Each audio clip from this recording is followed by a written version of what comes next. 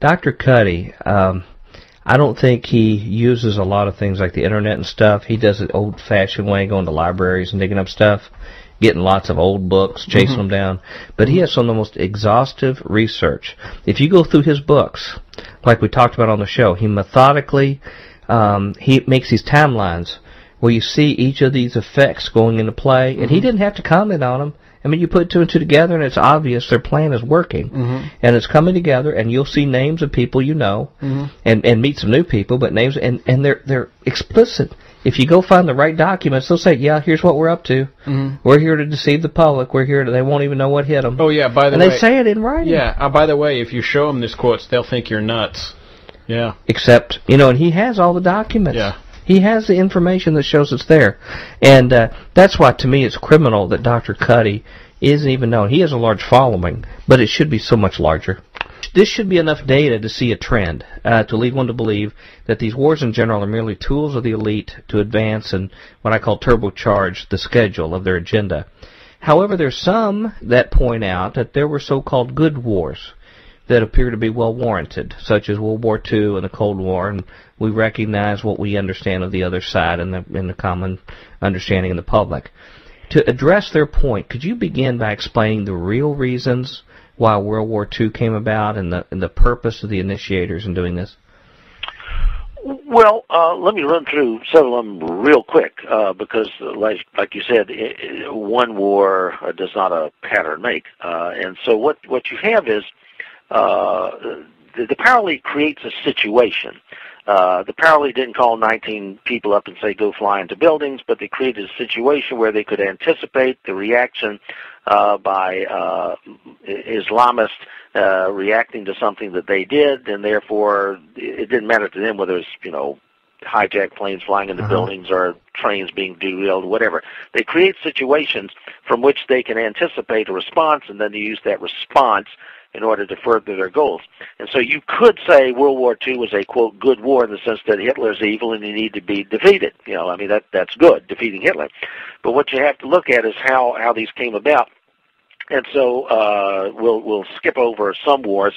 The Civil War, for example, a lot of people associate it with slavery, but what that was is, I mentioned that Philip Freneau in his 1792 article, what they wanted to do was carve out a Gulf empire. They wanted to divide the U.S. into two so it wouldn't be as strong, and they, in their words, wanted to have a Gulf empire of the 11 southern main states as well as Central America and the Caribbean islands, in their words, with, quote, unlimited Negroes producing unlimited cheap products, and so on. So that was a driving force that came about early on, especially after Andrew Jackson defeated the second bank. As I said, economics is a big part of that. In the Spanish-American War, of course, you had the Hearst newspaper saying, give me some photos, remember the Maine, which was actually not blown up by the Spanish, as it turns out. It was internally, and so on. And it was all supposed to be very, very advantageous to America. What you find out is that here we are, a nation supposedly saying that we fought a war for independence in 1776. And then after we won that, one of the places that we got control of was the Philippines, and we proceeded to slaughter huge numbers of Filipinos who wanted independence, because we didn't want them to have independence. So what Marine General Smedley Butler said later was war is a racket, and so on. Now, the same sort of thing helped in World War I. That was guided by the power elite, Cecil Rhodes type associates, Sir Edward Grey and others, misled the German ambassador, thinking that if Germany came in on the side of Austria-Hungary against Russia, that England would not come in, but of course they did. The French were brought in by J.P. Morgan, as I mentioned, Cecil Rhodes' associate money person at the time, sort of a secret agreement. Lord Esher was the direct person saying we need to shed American blood as soon as possible to steady the French. He told that to Morgenthau, who was a big supporter of Woodrow Wilson.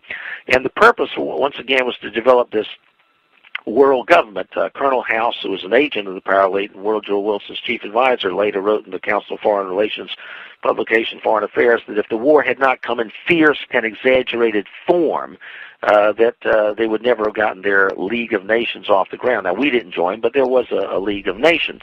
So that didn't pan out. So what happens? Well, you got to have a second World War to move this thing along. And so we literally sort of fund Germany as well as Japan and build Hitler up. He has a war machine. Our ambassador over there, I think his name was William Dodd, wrote back to the U.S. I can't understand why these big money people in the U.S. are putting money into Germany. They can't get their profits out. Why would they do this? Well, you have to build up this war machine of Hitler, and once again, you have a terrible war, and the people of the world say, oh, my goodness, isn't this horrible? Let's have a UN. Well, can you name names of some of these industrialists and bankers who funded particular groups in Germany? Well, the leading person pushing this was the J.P. Morgan interest, because they were also responsible for the Bank for International Settlements out of the Hague Agreement in 1930, and that is the central bank for all the nations' central bank. That's the world's central bank, and so they wanted that. And then, of course, you get them in debt. You have the Federal Reserve printing money, and and which is not backed by gold or anything. And so it simply churns out money. You can control inflation that way, and how it's used, and so on. And then, of course, you would have agents of the paralegal, like the Dulles brothers, Alan Dulles, very, very heavily into the Schroeder Bank, and the Schroeder Bank over in Germany was the one that set up Hitler. I mean, that's where Hitler's funds came through. Union Trust Corporation, whatever it is, even during the war, during the Second World War, the Bushes were heavily into that, Bush family. They even got their hands slapped by conducting this business. But it was more than that. Industrialists would be Henry Ford. He was very close to the Nazis. He really loved the Nazis, provide them with lots of stuff. But it wasn't just then. Later, when the communists were threatening in Vietnam, and you would think we would want to restrict the flow of goods, once again, there was a Ford factory over in Russia at the Kama River building the trucks which the Soviets sent down to the Vietnamese to transport stuff to kill our soldiers. It just, business kept going on through the banks, through the industrialists, regardless of who we were at war with. And so it's these types of people, Standard Oil again, the Rockefellers. You'd have Nazis, literally Nazi officers on Standard Oil boats, cruising them along over to the Canary Islands so that the Nazis could have their Standard Oil and be sure that they weren't bombed. Submarines are torpedoed. And so, that's the way it went on. We basically supported the industrialists and bankers, Hitler and others. Let me ask you the bottom line. Could World War II and the tens of millions of lives that were lost been averted without the assistance of these elite groups that helped raise Hitler to power and fund him?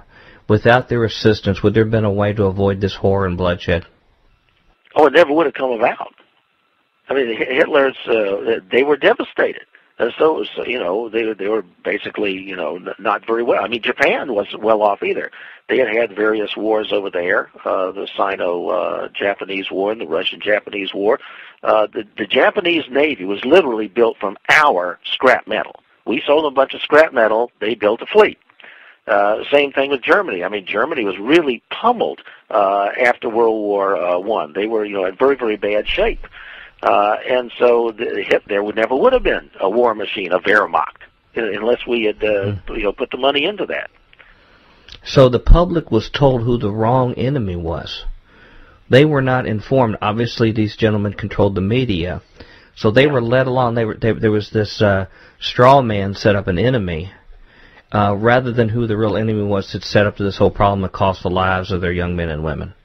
Well, as I put it, Hitler was evil. I mean, he had to be fought, he had to be defeated. But the Nazis and Hitler were simply one sub-part of this larger power elite effort.